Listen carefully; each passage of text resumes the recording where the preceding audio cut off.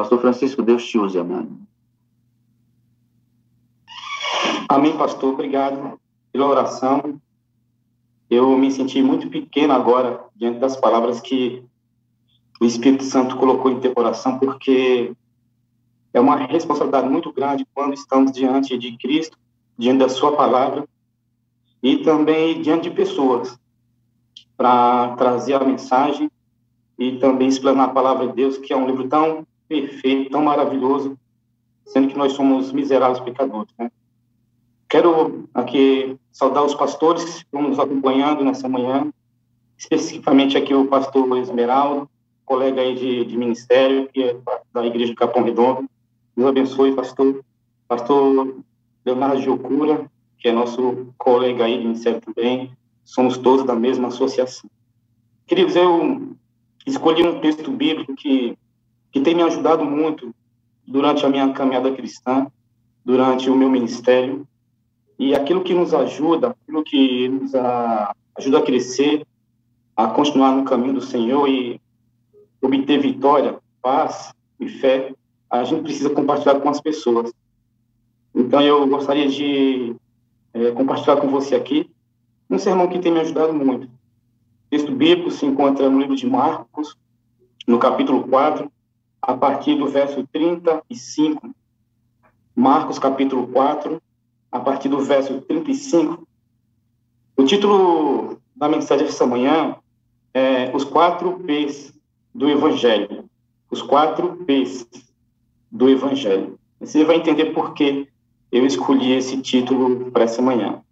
Talvez você vá ouvir aí ao fundo um pouquinho de barulho aí na cozinha, tá? Fique tranquilo. A minha esposa se preparando aí para ir à escola, ela é professora, ela trabalha aqui no MASP, então esse é o horário exatamente que ela está saindo. Eu falei assim, querida, por favor, faz um pouquinho menos barulho aí para não atrapalhar o pessoal da sala. Mas sempre escapa um sonzinho aí, né, de copo, de porta e tudo mais. Então, minha esposa se preparando aí para sair, tá bom? Bom, Marcos capítulo 4, versículo 35 em diante, está escrito assim. Acompanhe, pegue sua Bíblia, por gentileza. Eu gostaria muito que você permanecesse com ela aberta, para que assim a gente possa aprender nessa manhã da palavra do Senhor. Naquele dia, sendo já tarde, disse-lhe Jesus, passemos para outra margem, e eles despedindo as multidões, o levaram assim como estava no barco, e outros barcos o seguiam. Verso 37. Ora, levantou-se grande temporal de vento, e as ondas arremessavam contra o barco, de modo que o mesmo já estava a encher-se de água. E Jesus estava na polpa, dormindo sobre o travesseiro. Eles o despertaram e disseram, Mestre, não te importa que pereçamos?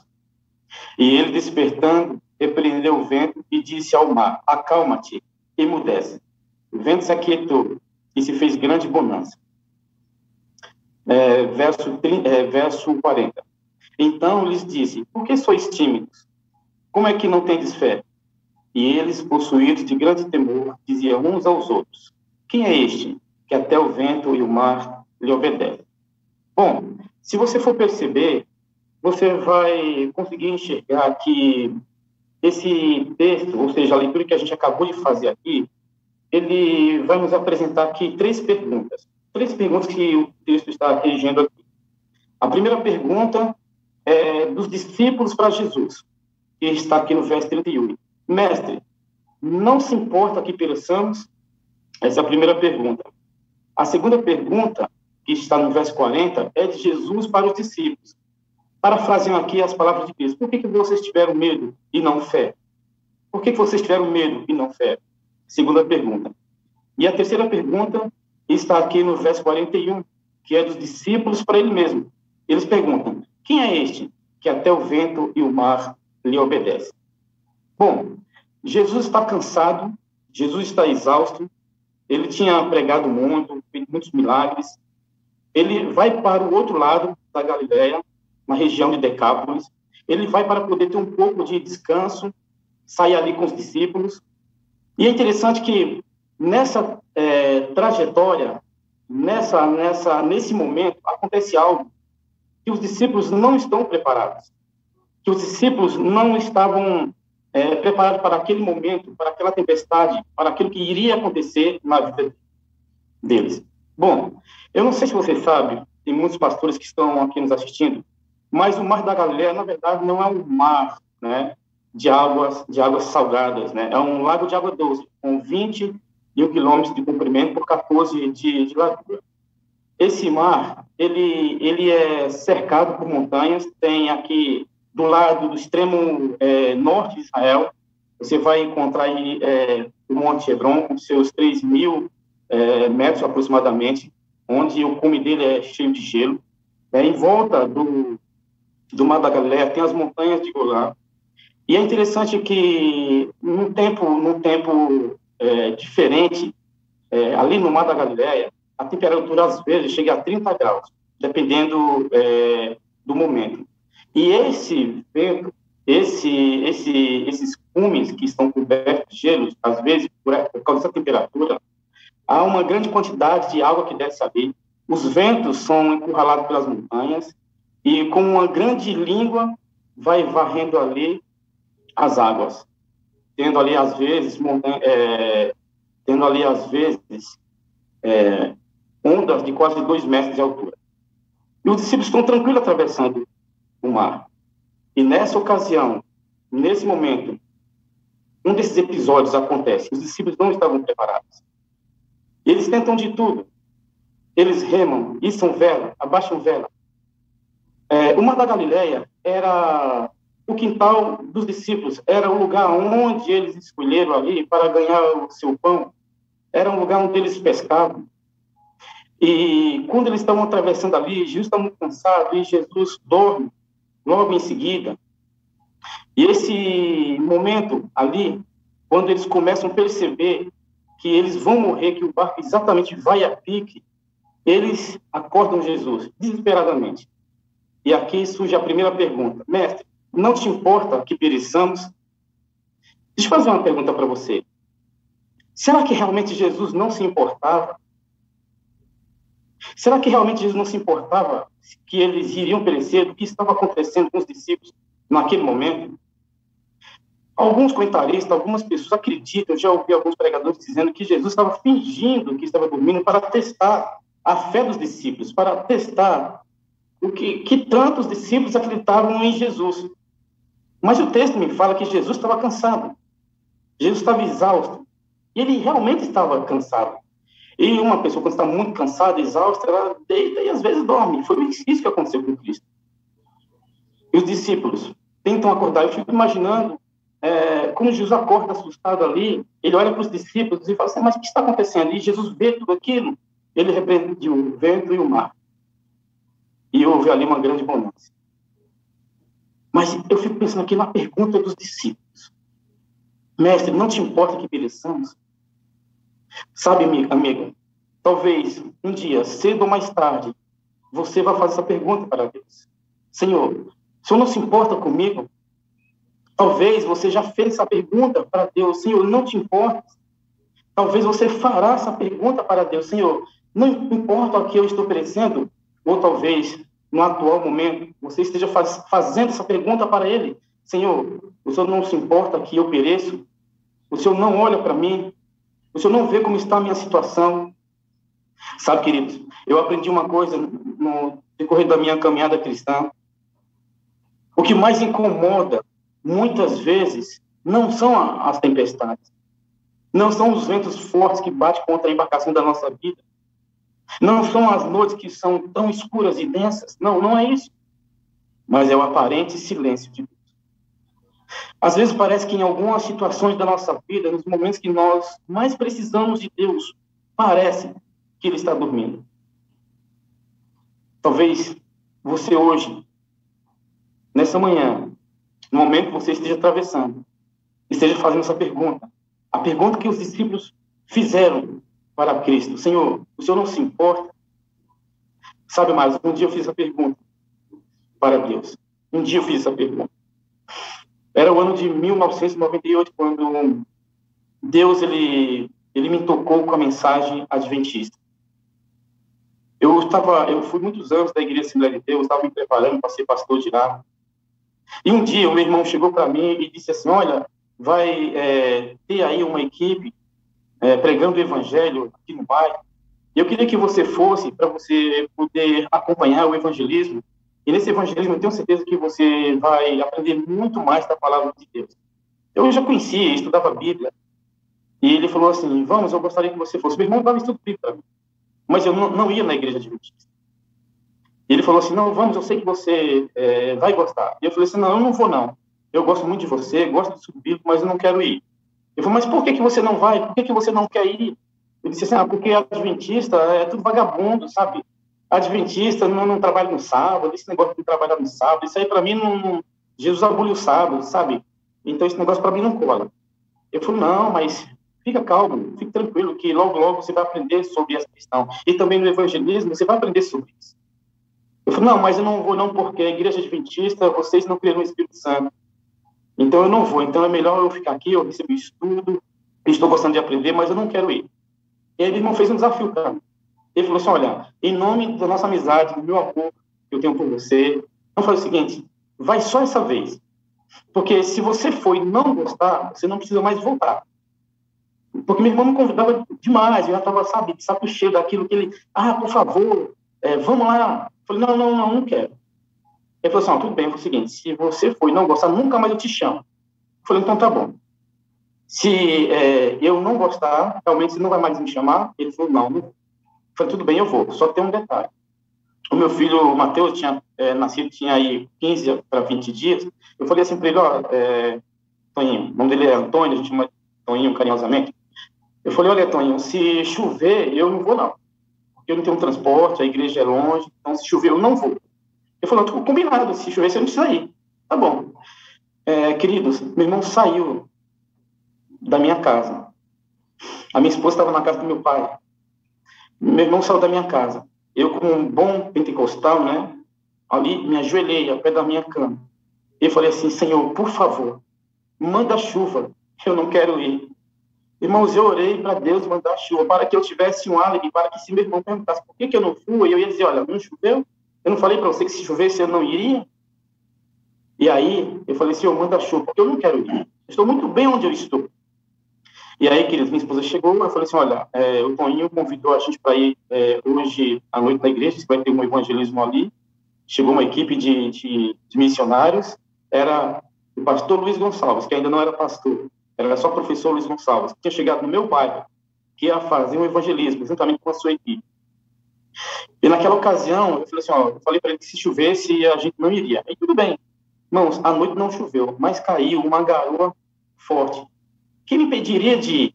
Eu falei, meu pai, isso é um álibi. Pelo menos, se eu não for, meu irmão não vai, pelo menos, falar nada, não vai... foi combinado, tudo bem. Quando foi 7 horas, eu estava tranquilo, mas eis que, de repente, uma buzina toca lá no portão da minha casa. Era meu irmão. Irmãos, o miserável foi me buscar. Você acredita num negócio desse? Foi me buscar de perua. Quando eu cheguei lá, tinha mais 10 pessoas dentro da perua. Ele chegou para mim e falou assim, se arruma, você não está pronto ainda. Eu disse assim para ele, não falei para você que se chovesse eu não iria? Ele falou, não, está chovendo, está só caindo uma garoa e eu vim te buscar de carro. E nós fomos. Eu falei, arruma aí o Matheus, Silvana, que a gente vai. E a gente foi. Quando eu cheguei na recepção, veio uma mocinha para me receber e ela falou assim, oi, seu Francisco, tudo bom? Oi, é dona Silvana, isso aqui que é o Matheus? E aí eu falei bem baixinho no ouvido da minha esposa, tudo bem? Armaram para nós. Como é que essa menina sabe meu nome? Como é que sabe o nome do Matheus e sabe o seu nome? Olha, não sei não, armaram para nós. Queridos, o meu irmão tinha passado toda a minha capivara. Tinha dado meu nome, endereço, nome da minha esposa, nome do meu filho, quem eu era. E quando eu entrei, ali, a moça me deu uma Bíblia para minha esposa, olha, acompanhe, sente aqui, ali tem água, se a gente precisar que você acompanhe com mais tranquilidade, a gente pega o Matheus e segura ele. Ou seja, eu senti muita recepção, eu fui muito amado na recepção. A recepção me recebeu com amor. E aí sentei ali, a gente começou a ouvir a palavra, o pastor Luiz Gonçalves naquela noite pregou sobre Daniel, capítulo 2. Eu achei interessante o que ele falou, eu já tinha estudado, já tinha lido Daniel, capítulo 2, mas daquela forma, né, daquela maneira, não entendia muita coisa. E o pastor Luiz Gonçalves fez uma pergunta para a igreja aquela noite, e a pergunta dele foi o seguinte, querida igreja, em que tempo da estátua nós estamos agora? E todo mundo falou assim, nos pés. E quando todo mundo falou nos pés, eu fiquei assim, puxa, como assim nos pés? Eu bati nas costas do meu irmão, que estava sentado na minha frente, falei assim, que negócio é esse nos pés? Ele falou, calma, depois eu te explico. Aí tudo bem, aí terminou ali a conferência, cumprimentei ali o pastor Luiz Gonçalves, que até então não era pastor ainda, e perguntei assim para o meu irmão, qual é o dia de culto de novo aqui? E o dia de culto era domingo, terças e quinta. Ele pegou e falou assim, olha, o dia de culto agora vai ser na terça-feira. Era o mesmo dia de culto da minha igreja. O dia de culto na Assembleia de Deus, a maioria das igrejas é domingo, terças e quinta. E no mesmo horário. Eu falei, puxa, e agora? Eu gostei tanto desse negócio aqui. E aí, queridos, eu comecei a ir para a igreja, escondido do meu pastor, nas terças-feiras e nas quintas-feiras. Porque aquela palavra tinha entrado no meu coração. Tinha tomado conta de mim. O tempo passou. Eu me batizei no evangelismo que o pastor Luiz Gonçalves fez ali na região de Parelheiros. Tomei minha decisão pelo batismo, enfrentei algumas dificuldades, mas me batizei. Mas aí eu morava atrás da casa do pastor, que era da Assembleia de Deus, um amigo meu, inclusive. E eu tive que pedir para a empresa me mandar embora, porque eu falei assim, não, eu entendi essa mensagem. E na empresa onde eu estava, tinha que trabalhar no sábado. Eu falei, pode me mandar embora. Me mandaram embora. Eu passei a morar na casa do meu pai. E agora, sem emprego, agora sem casa para morar. Estava morando de favor na casa do meu pai.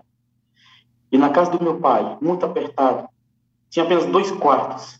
No quarto do meu pai e minha mãe. E no outro quarto dormia os meus irmãos. E no fim de semana, o meu cunhado vinha com seus 2 filhos e minha irmã para ir à igreja que ficava perto da casa do meu pai. E ali passando muita dificuldade. Depois de ter me batizado, eu começava a ir para a igreja e me alimentando da palavra de Deus, mas ao mesmo tempo passando privações. Foi quando chegou uma madrugada. Eu não aguentava mais. Muitas vezes não tinha o que comer. Vivia de favor na casa do meu pai. Minha esposa falou assim, olha, tá difícil. Não dá assim, a gente tem que fazer alguma coisa. E eu procurando emprego. E as portas se fechando. E foi um tempo muito difícil. Muito complicado. Chegou uma madrugada que eu falei assim, Senhor, eu quero que o Senhor fale comigo. Eu não estou aguentando mais. E uma certa noite, querido, meu pai tomava conta de algumas casas ali na região, e uma dessas casas estava desocupada. Eu falei assim para o meu pai, pai, está muito difícil dormir aqui, é muita gente. Tem como o senhor me emprestar a chave para eu dormir na casa aqui ao lado? A casa estava vazia, não tinha ninguém na casa, estava desocupada. Ele era caseiro, tomava conta ali. Só que tinha um detalhe, as pessoas vizinhas, se me visse entrando pela porta da frente ali com um colchão, e aí eles poderiam denunciar e falar para a dona da casa, olha, tem gente dormindo aí na sua casa. Então, o que a gente fazia? A gente colocava o colchão pelos fundos, pelo quintal, e aí a gente entrava pelos fundos, o pai me dava a chave, e a gente forrava um papelão ali, colocava o colchão, e a gente dormia. Porque era muito difícil dormir com todo mundo, ali quase 10 pessoas, no quartinho apertado de 2,5 por 2. Eram tempos difíceis. E naquele momento muito difícil, vivendo de cesta básica da Adra. Nas quartas-feiras eu ia mais cedo, com um carrinho de feira, às vezes com uma sacola, para pegar o alimento, para trazer comida para dentro de casa, para ajudar o meu pai. Eu estava sem trabalhar. Uma madrugada. Eram 3 horas da manhã, quando eu acordei. Impulsionado, talvez, pelo Espírito para orar. Eu me ajoelhei e orei. Mas eu resolvi ir para fora. Quando eu olhei para o céu, eu falei, Senhor, está difícil. Eu preciso da tua ajuda. Eu preciso que o Senhor me mostre se o Senhor está vendo minha angústia. Aquela pergunta que os discípulos fizeram para Jesus, Senhor, o Senhor não se importa comigo? Foi aquela madrugada que eu fiz aquela pergunta, a mesma pergunta, para Jesus. Olhei para o céu e disse, Senhor, o Senhor não se importa? O Senhor não vê o que está acontecendo? Meu filho pede uma bolacha, eu não tenho. Meu filho pede um Danone, eu não tenho. A gente precisa comer algo diferente, a gente não tem. Senhor, por favor. Detalhe, meu pai não era adventista. A minha família não era adventista. Só eu e minha esposa tínhamos acabado de nos batizar e fomos para dentro da casa do meu pai. E eu comecei também a ser perseguido pelo meu pai, que não conhecia até então a verdade suprema da palavra de Deus. E naquela madrugada, 3 horas da manhã, eu olhei para o céu e disse: se o Senhor está me vendo, me ajuda, fala comigo, eu preciso ouvir a tua voz, o Senhor está em silêncio, não aguento mais. Sabe, o que mais nos incomoda muitas vezes não é o sofrimento que nós atravessamos, não é a angústia que nós passamos, mas é o aparente silêncio de Deus. Parece que em algumas ocasiões, parece que Deus está dormindo na embarcação da nossa vida. Naquela madrugada, olhando para o céu, perguntando para Deus: por que, Senhor? Tu me chamaste para essa verdade, por que eu estou passando por isso? Fala comigo, me ajuda. Foi quando eu vi uma estrela rasgando o céu de Parelheiros. E naquele momento, quando aquela estrela rasgou o céu, eu pensei: Senhor, eu não quero dar uma de Gideão, eu não quero orar, falar: Senhor, a lã molhada e o chão seco, depois a lã seca e o chão molhado. Mas se foi o Senhor que falou comigo, porque numa noite de estrelas é comum as estrelas cortarem o céu, então, por favor, se foi o Senhor que falou comigo, manda uma estrela ao contrário. E quando eu terminei de falar, manda uma estrela ao contrário, uma estrela rasgou o céu ao contrário. Naquela madrugada, uma paz veio sobre a minha vida. Eu comecei a desaguar, a chorar copiosamente. Entrei, acordei minha esposa, que estava dormindo ali em cima de um papelãozinho e um colchão fininho. Eu falei: queridas, acorda, acorda, querida. Deus falou comigo. Deus falou comigo. E ela disse: o que foi? Eu expliquei para ela. Ela começou a chorar, nós nos abraçamos. A gente orou. E na oração a gente agradeceu a Deus. Porque a gente não tinha um lar. A gente não tinha emprego. A gente não tinha um alimento ali. A gente vivia de favor da igreja, de algumas pessoas que levavam leite para o meu filho. E eu estava na batalha procurando emprego. A gente não tinha nada disso. Mas agora a gente tinha paz. Agora a gente tinha esperança. Agora a gente tinha certeza de que Deus estava velando e olhando por nós. Sabe, em muitos outros momentos da minha vida, eu já passei por situações adversas. Eu já passei por momentos tenebrosos durante a minha caminhada cristã. Mas aquele momento foi um momento de encontro com Deus. Foi um momento que Deus falou assim: filho, eu estou aqui. Por que clamas a mim? Eu estou aqui contigo. No dia seguinte, eu não arrumei emprego. No dia seguinte, eu continuei morando na casa do meu pai. Mas eu agora tinha paz. Eu tinha esperança. Eu sabia que Deus estava me contemplando. Algum tempo depois, eu fui fazer um programa de rádio com o pastor Luiz Gonçalves, ali na cidade mesmo, onde ele estava fazendo evangelismo. Ele olhou para mim e terminou ali o programa de rádio, olhou para mim e falou assim: Francisco, está tudo bem? Silvana, está tudo bem? Pastor Luiz, um camarada assim, gente boa, amicíssimo da gente. Ele falou assim: está tudo bem? E minha esposa começou a chorar. Ele falou assim: ó, não precisa falar mais nada. Fique tranquilo. Terminou o programa, a gente foi no mercado. Ele encheu o carrinho de compras. Ele falou assim: ó, vai em paz. E aí eu fui para casa. Ele me levou em casa, fez uma oração comigo, falou assim: Francisco, fica com Deus. Tudo vai dar certo. Tudo vai dar certo. Eu falei: eu creio, eu creio. 2 semanas depois, eu liguei para ele e falei assim: Luiz, eu não poderia trabalhar com você na sua equipe? Não seria possível trabalhar contigo? Ele pegou e falou assim: ó, você já sabe da estudo bíblico? Eu falei: sei, se da estudo bíblico. Irmãos, eu tinha pegado toda a minha Bíblia. Eu tinha pegado aquele antigo estudo bíblico, Henrique Berg. Eu tinha passado para toda a minha Bíblia, marcado os textos e tudo mais. Ele falou assim: olha, Francisco, é o seguinte, a gente é assistido aí por alguns empresários, eu não tenho condições de te pagar um salário. Se você quiser fazer um teste comigo de 3 meses para ver se dá para a gente realmente te contratar como obreiro bíblico, eu só posso dar uma cesta básica e R$100 por mês. Eu falei assim: eu aceito. Irmãos, era tudo que eu queria, eu gostava demais de fazer isso. E eu fui trabalhar, e assim começou minha trajetória, trabalhando com o pastor Luiz Gonçalves por uma cesta básica por mês e R$100. A minha esposa ficava carpinando ali, as casas em volta, ela fazia a unha, cuidava de criança. Enquanto isso, eu estava pregando o evangelho. Interessante que essa pergunta que os discípulos fazem para Cristo é uma pergunta que muitas vezes nós fazemos em algum momento da nossa vida. Agora, a pergunta que os discípulos fazem vai gerar a segunda pergunta que Jesus faz para os discípulos e que está aqui no texto. É quando Jesus acorda, olha para o que está acontecendo na situação, dá a ordem para a natureza, ela se acalma. Jesus olha para os discípulos e pergunta: por que vocês tiveram medo e não fé?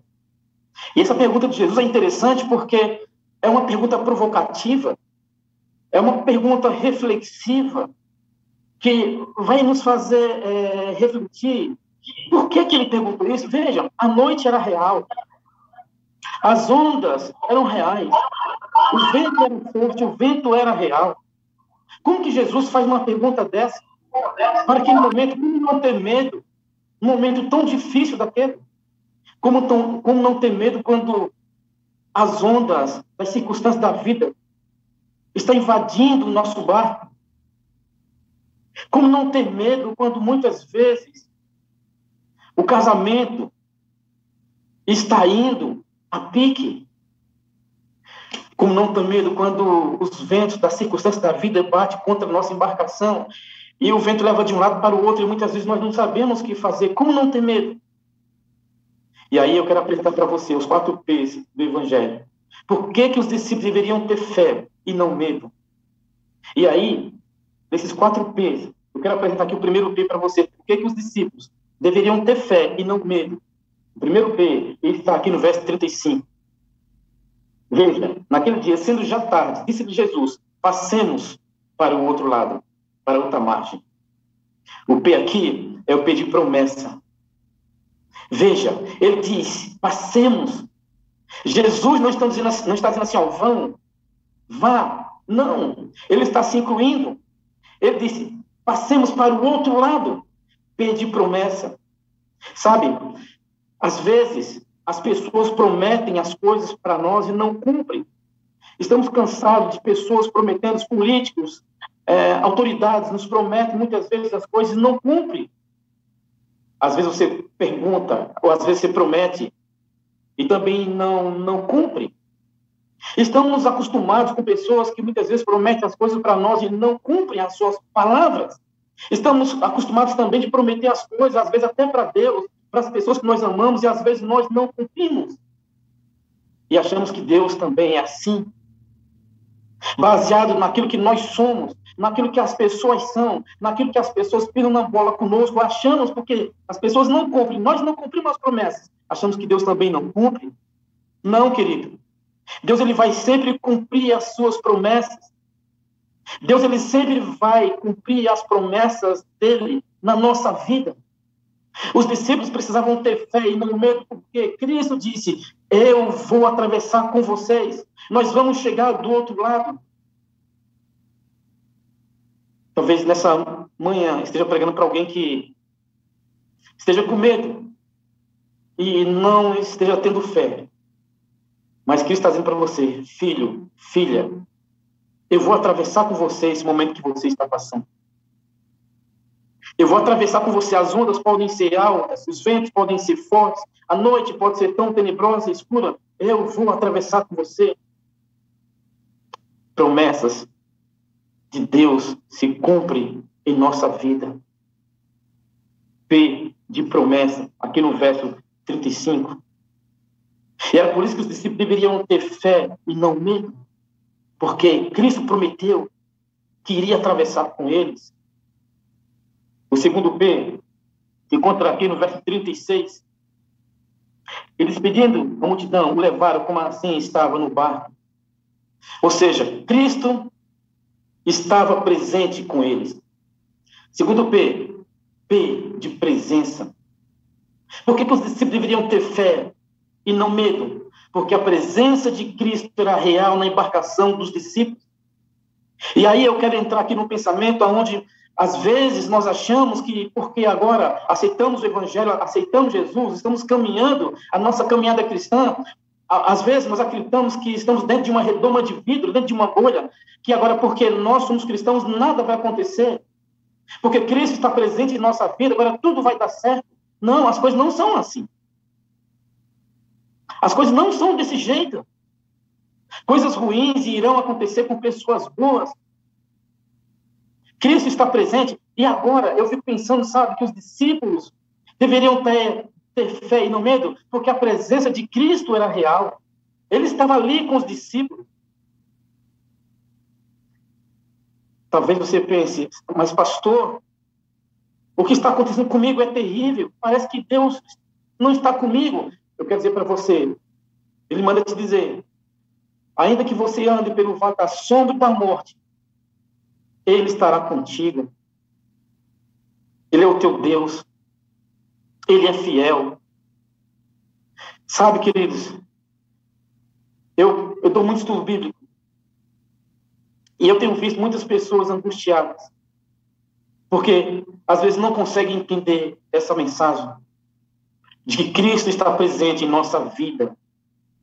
Agora, não é porque Cristo está presente em nossa vida que coisas adversas não irão acontecer. Cristo estava na embarcação dos discípulos, mas mesmo assim houve tempestade. Cristo estava presente ali na embarcação dos discípulos, mas mesmo assim veio os ventos fortes. Cristo estava na embarcação dos discípulos, mas mesmo assim os discípulos atravessaram a noite escura, tenebrosa. Porque, sabe, Deus é bom todo o tempo Deus é bom, Ele está comigo, Ele está com você. Está escrito na palavra de Deus, eu estarei convosco todos os dias, até a consumação do século. A presença dEle, Ele não somente pode ser sentida em nosso coração, mas também é real na nossa mente, nos nossos pensamentos cognitivos. A presença de Cristo é a certeza que o sol brilhará. A presença de Cristo na nossa vida é a certeza de que amanhã chegará. A presença de Cristo na embarcação da nossa vida é a certeza de que as coisas darão certo. E aí, queridos, eu chego aqui no terceiro P do Evangelho. Por que os discípulos deveriam ter fé e não medo? Por causa do terceiro P, que está no verso 38. Veja, e Jesus estava na popa dormindo sobre o travesseiro. E vieram os discípulos e despertaram: mestre, não te importas que pereçamos? Aí você pode pensar, mas pastor, de onde você vai tirar um P aí? Presta atenção. Cristo dormindo, em meio ao caos, em meio a uma tempestade, era a própria paz personificada em pessoa. P de paz.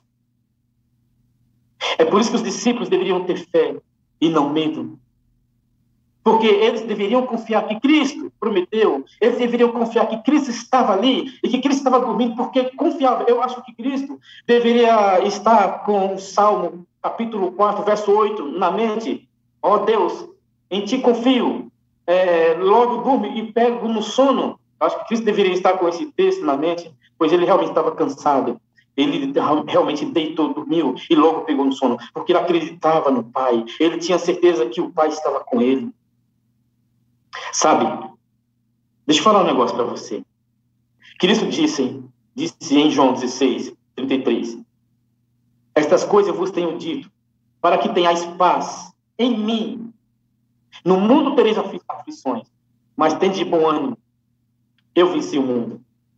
Cristo dormindo, em meio ao caos, era a própria personificação da paz em pessoa ali com os discípulos.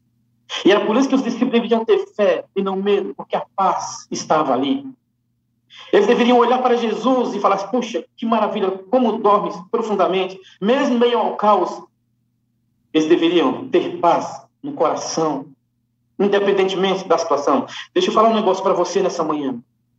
Na Bíblia, paz não é ausência de problemas. Escute, vou repetir. Na Bíblia, paz não é ausência de problemas. Muitas pessoas acreditam porque não tem problema, não estão enfrentando dificuldade em sua vida, e aí elas estão em paz. Não. Paz, na Bíblia, no contexto bíblico, não é ausência de problema, não. Mas, mesmo em meio aos problemas, eu posso ter paz em minha vida.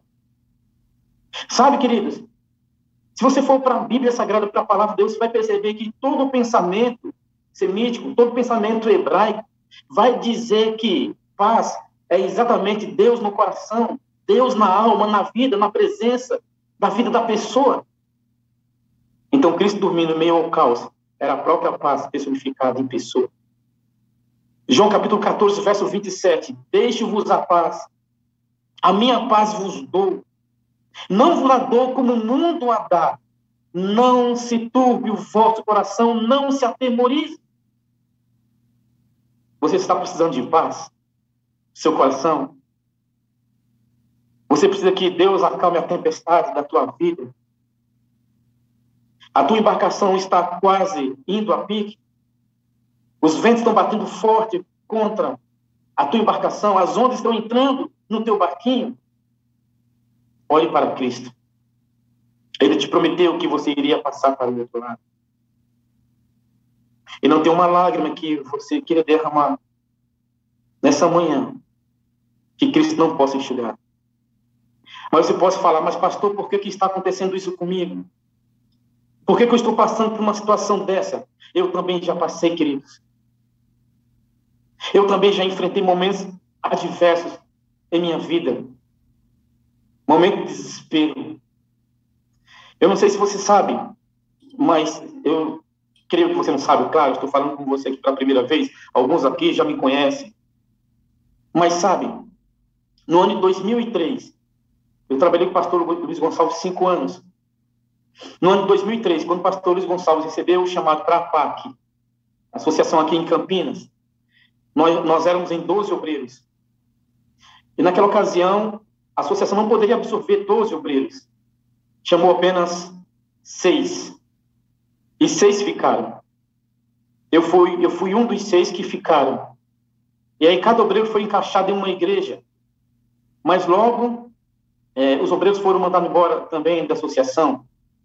E aí eu procurei o pastor Ronaldo de Oliveira, que naquela ocasião era o meu presidente, e falei assim, pastor, eu gostaria de saber se não tem como eu ser absorvido pela associação, continuar sendo obreiro bíblico da associação. Eu estou com vontade de estudar, e eu queria saber se é possível eu trabalhar os fins de semana em algum distrito, e durante a semana eu estudar. Eu quero fazer teologia. Ele falou assim, justo, faça teologia, mas eu não posso colocar você em nenhum distrito. O pensamento do pastor Ronaldo é que a igreja deve evangelizar, a igreja deve trabalhar. Então, o pensamento dele é de que, naquela ocasião, não deveria ter obreiro bíblico. E eu fiquei bravo com o pastor Ronaldo. Eu briguei com ele, sabe? Eu fui sincero com ele, falou assim, olha, eu estou com muita raiva do senhor, porque eu gosto de fazer isso, e agora o que eu vou fazer? Ele falou assim, vai comportar. Vai pregar o evangelho comportando, e você consegue arrumar o dinheiro para pagar a sua faculdade. E outra coisa, vai fazer teologia, você pode ser um bom pastor. Eu falei, mas então, se eu for fazer teologia, o senhor então consegue ficar comigo aqui aos fins de semana, em algum distrito? E durante a semana ele falou, não, vai comportar. Irmãos, eu saí bravo ali com o pastor Ronaldo de Oliveira.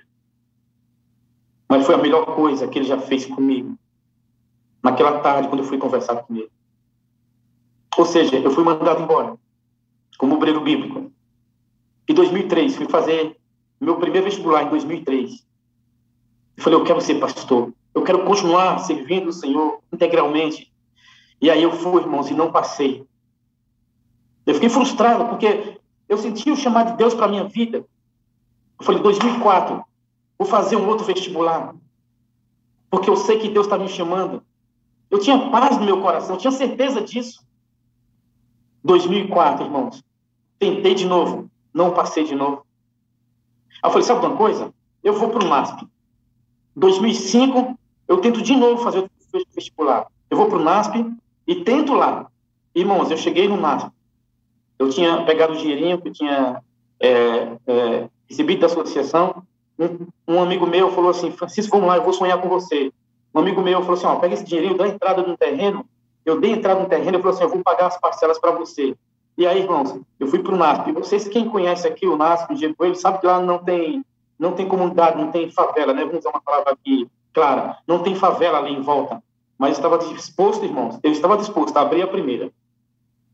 Eu peguei umas madeirites, irmãos, e no meio do mato, meio do nada, num bairro não tinha nenhuma casa, não tinha ninguém. Eu e meu pai e um amigo fomos e construímos um barracão de madeira. de 3 por 4, um barracão de madeira. Enquanto minha esposa ficou com os meus filhos em São Paulo, eu fui para o NASP, fazer esse barracão de madeira, me preparar para um outro vestibular. E quando eu tivesse passado no vestibular, eu traria minha esposa para poder morar conosco ali. Nesse barracão de madeira não tinha água, não tinha luz, não tinha banheiro, mas estava lá. E aí falaram assim, chegou um teologão doido aí que fez um barraco de madeira ali no meio do mato. E aí eu fui fazer 2005, meu terceiro vestibular, 2003, 2004, 2005. Terceiro vestibular. Não passei de novo. Aí eu falei assim, Senhor, é o seguinte, meu Deus, eu vou fazer pedagogia.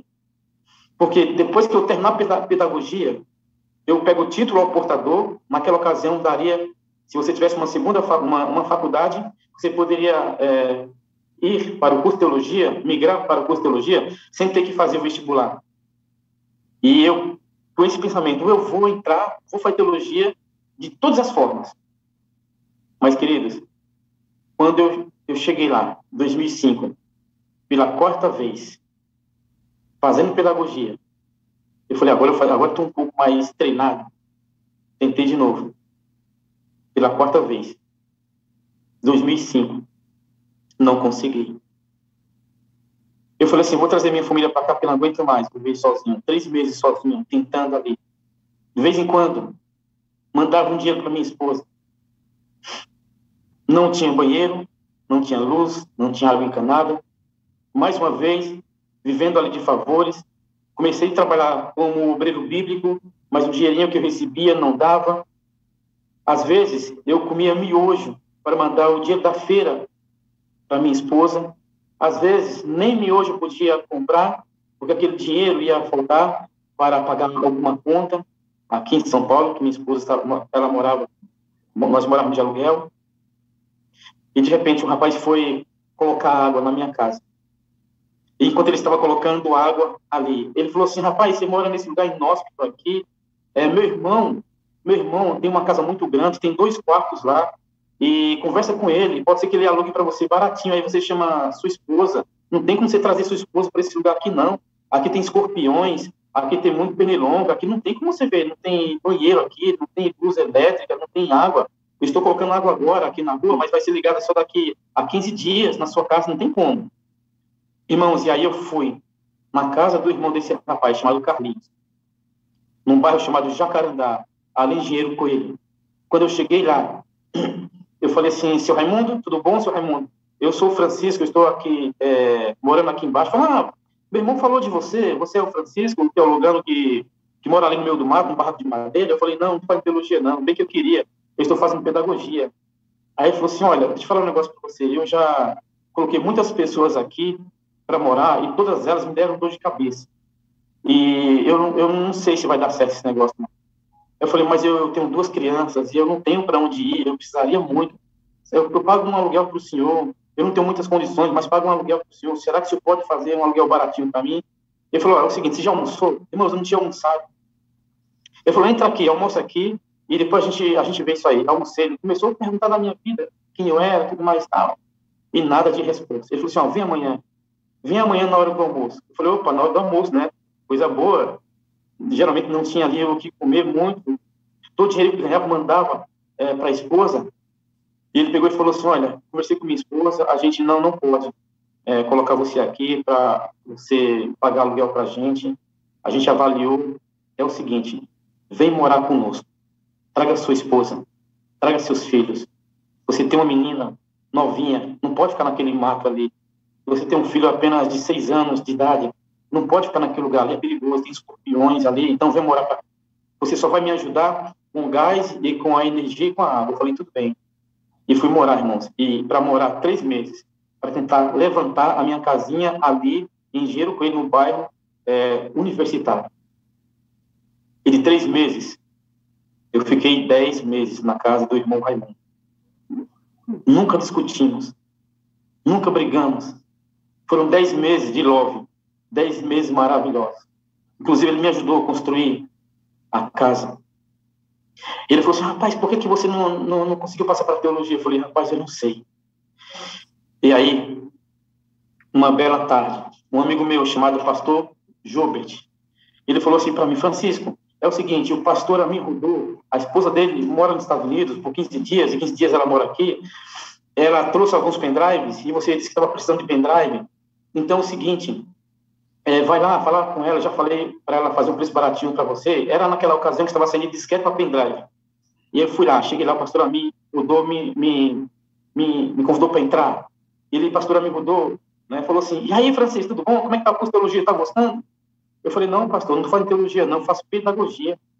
Aí ele pegou e falou assim: mas peraí, mas você não é o obreiro bíblico que trabalhou tantos anos com o pastor Luiz Gonçalves? Você não é o obreiro bíblico que está aqui numa igreja, juntamente com o pastor Gulandi, fundando um grupinho aqui na cidade de Engenheiro Coelho? Sim, sou eu mesmo. Eu falei: mas por que você não passou para a teologia? O que aconteceu? Eu falei: pastor, eu fiquei muito longe, eu nem entrei para a lista dos excedentes. Ele falou assim: em que posição você ficou? Eu falei: pastor, eu não quero falar não, porque eu tenho vergonha de falar. Ele falou: não, fala para mim que posição você ficou, para ver se você entra quando alguns vão desistindo, de repente você pode entrar. Eu falei: pastor, eu não quero falar não, porque eu tenho vergonha. Ele falou: rapaz, fala logo. Ele me intimou, irmão. Eu falei: pastor, eu fiquei em 346. É minha quarta tentativa. Ele olhou para mim e falou assim: irmão, é difícil você entrar mesmo, viu? Só um milagre para você entrar para teologia. Irmãos, eu teria que matar pelo menos 200 e pouco para entrar no curso de teologia. O irmão Cleber falou assim: é um milagre que você precisa para entrar, não tem como não. Irmãos, eu me levantei.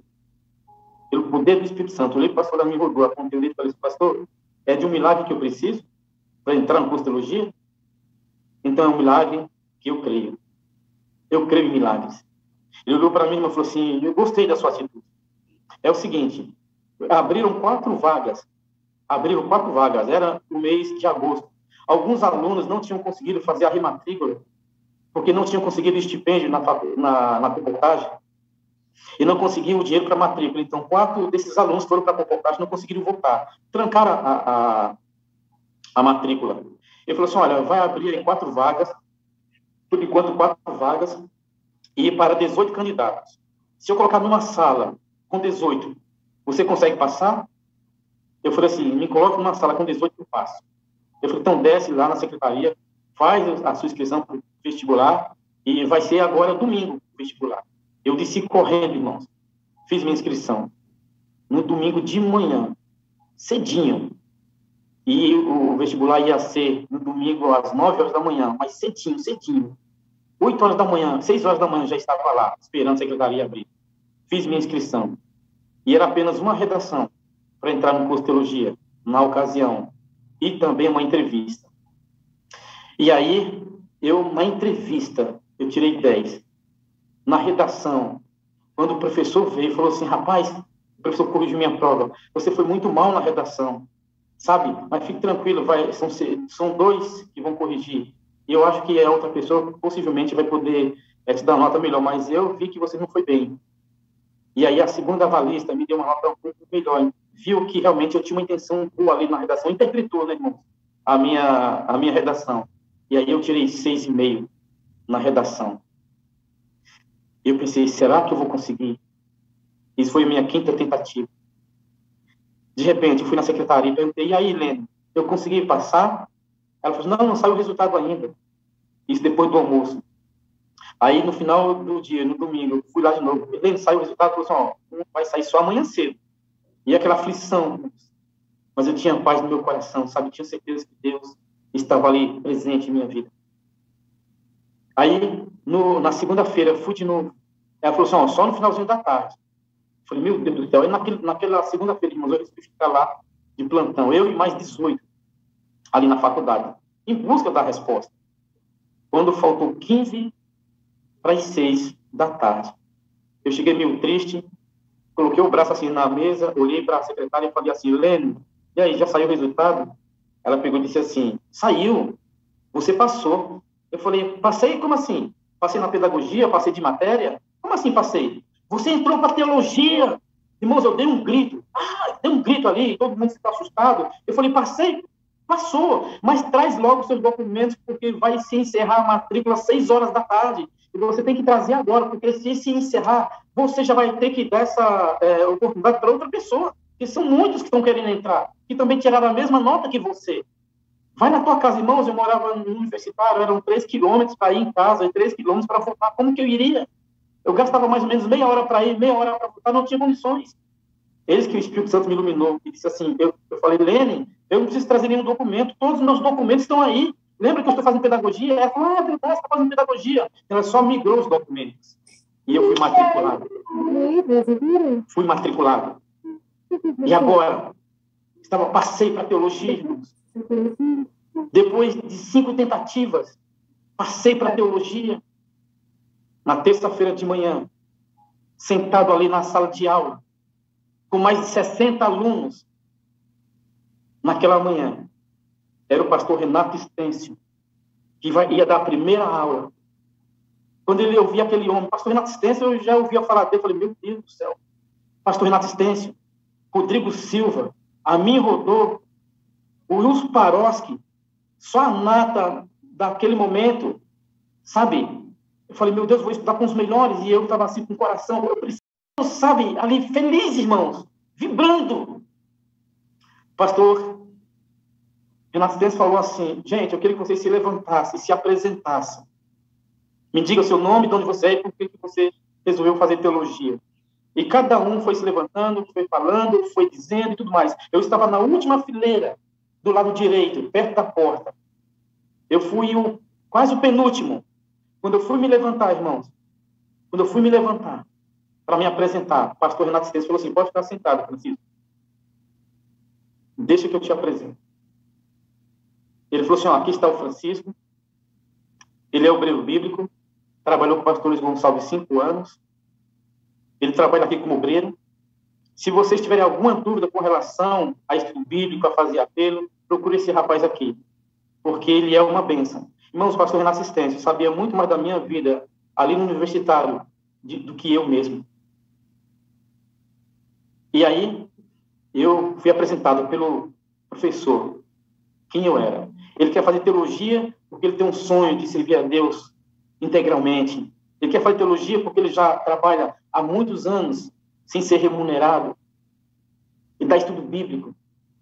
E eu fiquei emocionado com aquilo que o pastor Renato Stêncio falou. Mas eis que, depois que ele falou, ele disse, vamos começar a aula. Alguém bate na porta. Era a secretária do pastor Amin Rodô. Abriu a porta, olhou para dentro da sala e disse, Francisco dos Santos. Ah, irmãos, eu baixei minha cabeça e disse, foi engano. Deve ter sido outro Francisco que passou no curso de teologia e eu agora vou ter que sair da sala de aula. Não era eu que era para estar aqui, meu Deus. Pastor, Renato Stêncio percebeu minha aflição. Olhou para mim e disse, calma, Francisco. Deve ser só para assinar algum papel. Quando eu saí no corredor, a minha esposa estava com o capacete na mão. A minha irmã tinha acabado de falecer. Tinha morrido naquela manhã que eu estava tendo a alegria de estar estudando. Minha irmã tinha acabado de falecer em São Paulo. E se eu faltasse aquela semana, eu seria reprovado num monte de matéria. Eu voltei para a sala de aula e falei, pastor Renato, eu vou ser reprovado nas matérias porque eu já entrei tardiamente aqui. Eu queria saber se o senhor tem condição de falar para os outros professores que eu estou indo para São Paulo sepultar a minha irmã. Ele orou comigo, orou com a minha esposa. E falou assim, vai, Francisco, vai que eu converso com os outros professores, eu converso com o pastor Amin, eu converso com o pastor Rodrigo Silva, eu converso com o pastor Paroski, porque se você faltar essa semana, você realmente vai ser reprovado, e aí você vai ter que ficar 1 ano a mais aqui. E eu fui, irmãos. Sepultei minha irmã. E 1 semana depois voltei para a sala de aula. E o pastor Rodrigo Silva, que foi minha primeira aula com ele, na segunda-feira de manhã, ele falou assim para mim, olha, Francisco, você seria reprovado já na minha matéria. Mas contaram aqui uma história, o pastor pediu, todo mundo aqui está sabendo, então fique tranquilo, você não vai ser reprovado. Fique em paz. O que precisar de mim, você pode contar comigo. E aí fiz uma bela amizade, irmãos, com o pastor Rodrigo Silva. Até hoje ele é meu amigo. Sabe? A paz que estava ali no barco dos discípulos, que era a própria pessoa de Cristo, em todo momento pude sentir ela em meu coração. E era por isso que os discípulos deveriam ter fé e não medo. E se eu fosse contar outras coisas aqui para você, eu ficaria o dia inteiro aqui. O dia inteiro de coisas extraordinárias que já aconteceu em mim. Momentos que eu não tinha o que comer, enquanto fazia teologia. Mas eu tinha paz. Agora eu estava seguro de que na minha embarcação o Senhor Jesus estava presente. Momentos que eu não tinha o que comer, mas pessoas foram na porta da minha casa e falaram assim: você que é o Francisco? Eu falei: sim, sou eu mesmo. Olha, deixa eu falar um negócio para você. Eu estava orando e Deus tocou no meu coração para trazer esse dinheiro aqui para você comprar um alimento aí. Eu sei que você comporta aí, mas às vezes não dá comportagem. Eu sei que você de vez em quando dá estudo bíblico, que alguém dá um dinheiro aí para você, mas Deus tocou no meu coração, eu vim aqui trazer esse dinheiro para você. E assim eu sobrevivi. Sabe? E aqui eu quero agora entrar para o quarto P do Evangelho, que é aqui no verso 39. E ele, despertando, repreendeu o vento e disse ao mar: aquieta-te e emudece. O vento se aquietou e se fez grande bonança. Quarto P. P de poder. Ele, como criador de todo o universo, dos rios, das cachoeiras, dos mares, dos lagos, dos ventos. Como Deus Todo-Poderoso, ele tinha um poder nas mãos de acalmar a tempestade. E naquela ocasião ele acalmou a tempestade no barco dos discípulos. E ele pode acalmar a tempestade do teu coração também, porque ele é poderoso. Assim como ele acalmou a tempestade do meu coração enquanto eu estive ali 7 anos estudando no NASP. 4 anos fazendo teologia. E 3 anos ali fazendo pedagogia. Ele é poderoso. Eu sei que há momentos em nossa vida que parece que ele está dormindo, irmão. Eu sei que parece que as noites são muito mais escuras. Eu sei que parece que muitas vezes na nossa caminhada cristã, parece que ele não está nos ouvindo, mas eu estou usando aqui o verbo parecer. Só parece porque ele tem poder, ele está presente, ele é a própria paz personificado. E ele promete que irá atravessar conosco. Está você nessa manhã, talvez, duvidando do poder de Deus? Olha o que ele fez aqui na vida dos discípulos. Era por isso que os discípulos deveriam ter fé e não medo, porque ele é poderoso. Ele é poderoso em obras, ele é poderoso para perdoar, ele é poderoso para nos guiar nessa nossa caminhada, no mar revolto da vida que nós estamos atravessando. Não há uma lágrima, não há uma angústia, não há um vento forte, não há uma onda que esteja tentando invadir a tua embarcação, que Deus não esteja vendo, que ele não esteja observando. Ele sabe quem é você, ele conhece suas aflições, ele conhece os seus problemas, ele sabe a angústia que você está passando. Eu passei por isso, mas ele foi comigo.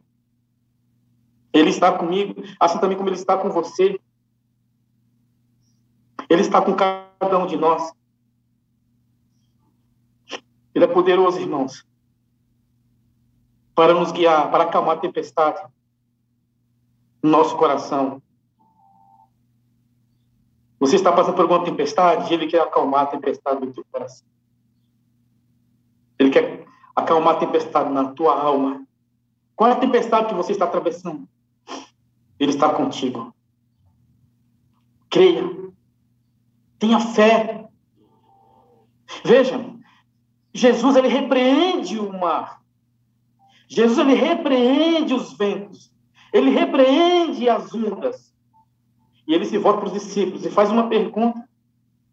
Veja, ele não repreende os discípulos, ele pergunta para os discípulos. Sabe por quê? Eu vou explicar para você por que Jesus não repreende os discípulos, porque estão angustiados. Sabe por quê? Porque na caminhada cristã, dentro do contexto evangélico cristão, Jesus nunca disse para você, ai, ai, ai, nunca disse para você assim, ó, você está proibido de dizer, ai, ai, ai, está doendo. Não. Cristo nunca te proibiu de dizer, ai, ai, ai, Senhor, está doendo. Não, nunca. Ele nunca disse para você, olha, você não pode dizer que está doendo, você não pode chorar. Não. Mas ele disse, eu estarei contigo. Eu sou teu Deus. Pastor Wagner falou assim, a dor às vezes vem, né, Pastor Wagner, como o senhor falou, e pode machucar, pode nos chacoalhar de um lado para o outro, pode doer dentro da nossa alma e ferir o nosso coração. A dor faz parte do crescimento, querido.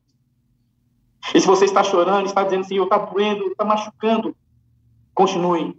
Tenha fé, acredite que nós vamos chegar do outro lado. Eu me formei, estudei os 4 anos. Só que eu tinha 41 anos quando eu terminei teologia, com 2 filhos. E agora? E chamado?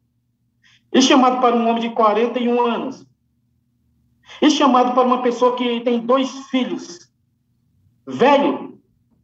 Vamos dizer assim, dentro do contexto do chamado, velho. Naquela ocasião, acima de 35, tinha que passar por uma mesa da divisão. 41 anos. Como que eu iria ser chamado? Mas eu tinha paz no coração. Eu sabia que o Senhor estava comigo. Ele prometeu, eu estou te chamando. E quando Deus chama, Ele paga a conta. Quando Ele convida, Ele paga a conta. E daí, meu amigo, depois que eu terminei teologia, eu já fui chamado? Não, não fui chamado em seguida. Não foi assim tão fácil, tão simples. Mas aí, é testemunho para uma outra época, talvez. Depois que eu fiz teologia, até ser chamado, é uma outra história.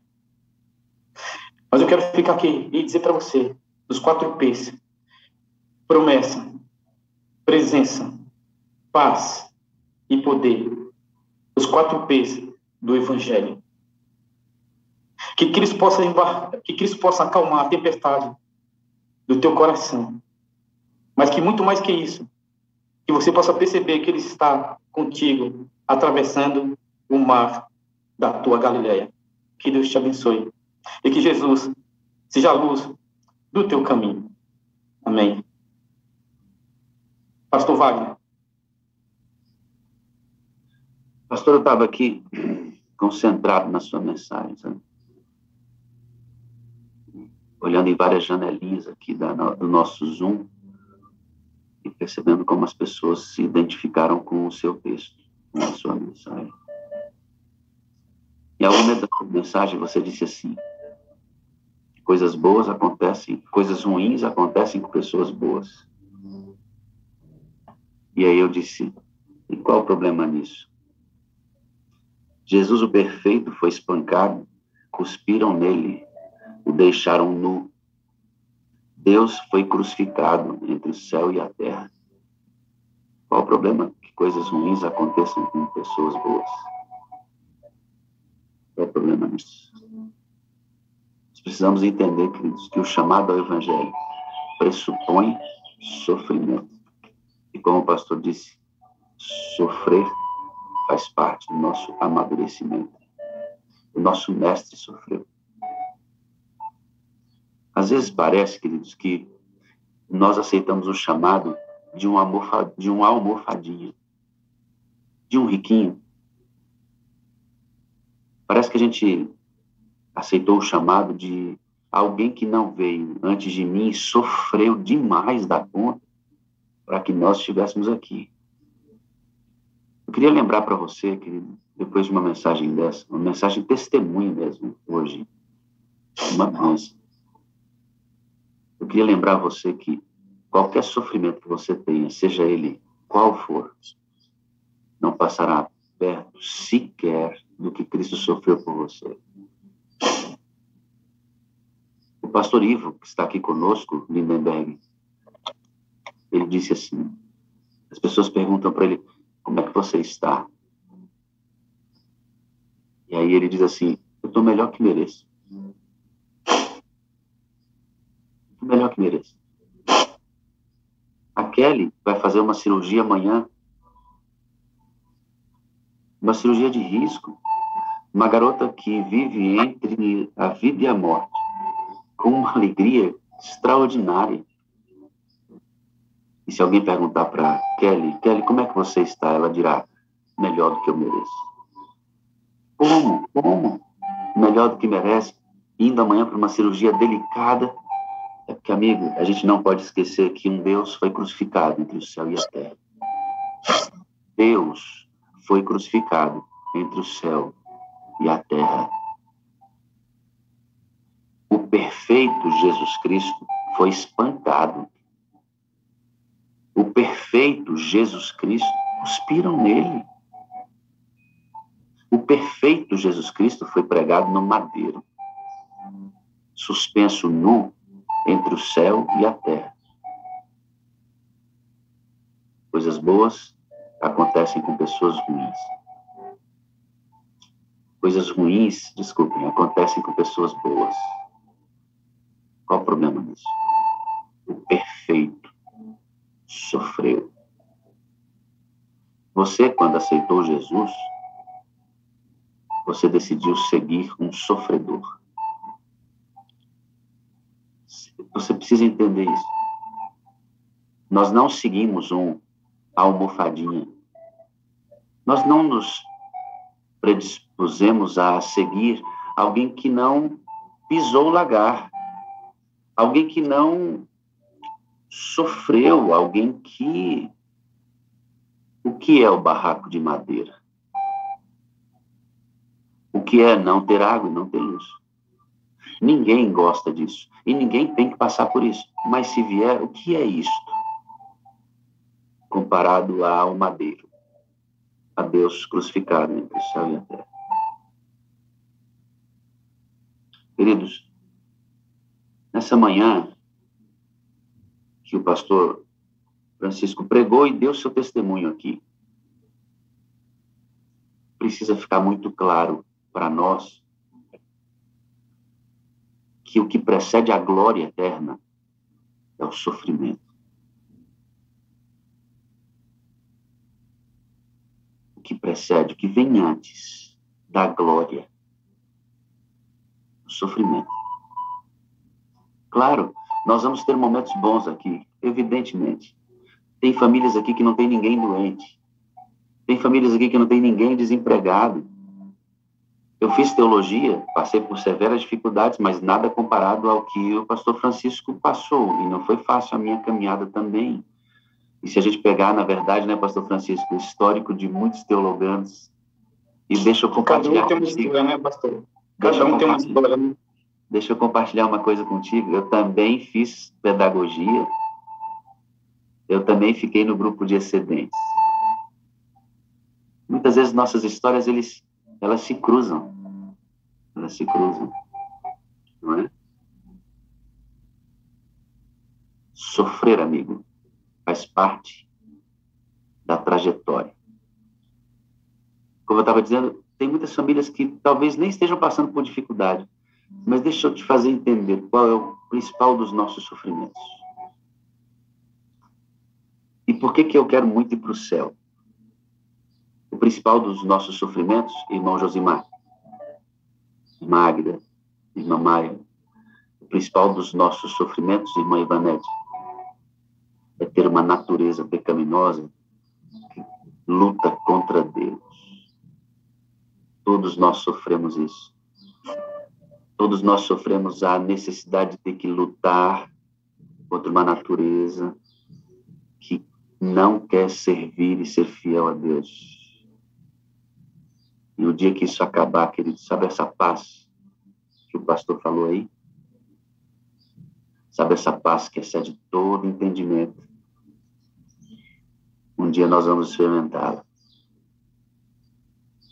Um dia, Rosiane, você vai experimentar a sensação de nunca mais ter que lutar contra desejos que não fazem parte de um serviço puro, santo e agradável a Deus. Aí, queridos, não haverá mais sofrimento. Aí não vai haver mais barraco de madeira, não, pastor. Aí não vai haver mais fila de excedente. Aí não vai haver mais, Kelly, você que está me ouvindo, não vai haver mais cirurgia. Aí não vão existir mais doenças.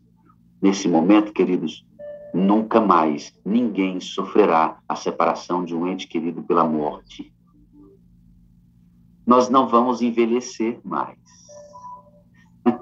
Diga glória a Deus, amigo. Amém. Pastor, nunca mais envelheceremos. Aí a paz que o pastor pregou aqui, a paz será então chegada à nossa vida. Mas, por enquanto, vamos aprender a sofrer. Vamos aprender a sofrer. Enquanto você estiver sofrendo, e o pastor Francisco foi o barraco de madeira, a Kelly é uma nova cirurgia amanhã. A Claudinha Conte está aqui, mais uma cirurgia.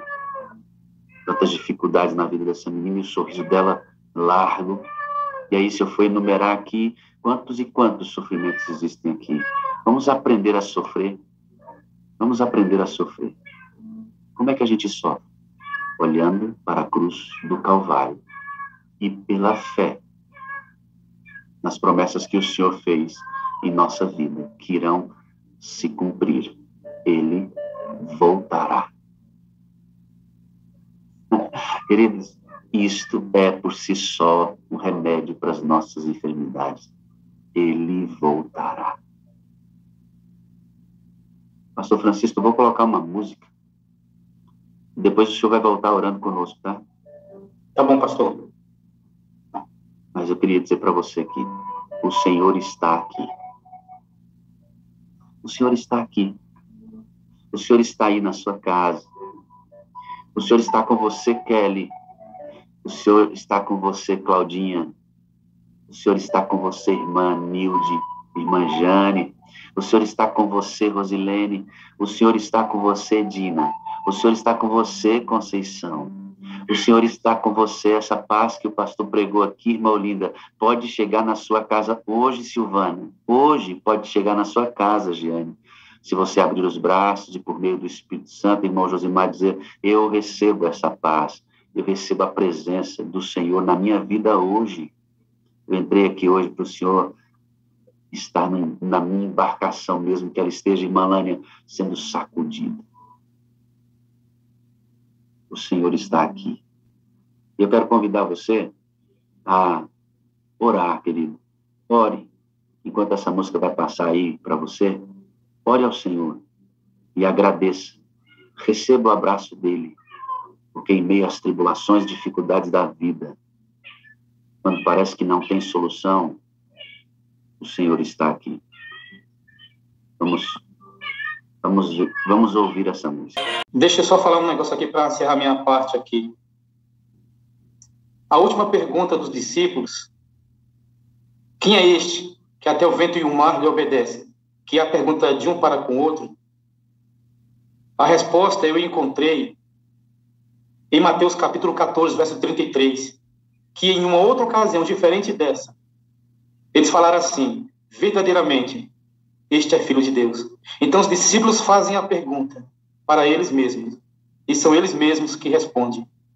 Isso é fantástico, porque aqui é a experiência do cristão, essa é a experiência vivenciada de cada um, essa é a resposta que a gente vai dar para o nosso Deus. Tu és o meu Deus, tu és o meu Criador. Que Deus abençoe todos vocês da sala. E obrigado pelo convite, pastor Wagner. Que Deus te abençoe. Amigo, foi uma alegria. Deus te abençoe. Deus te usou hoje poderosamente. Viu, amado? Amém. Muito obrigado. Deus cubra você com todas as bênçãos que você, de fato, precisa para servi-lo. Viu, amado? Glória a Deus. Obrigado aí. Sucesso em seu ministério sempre. Amém. Viu? Um grande abraço.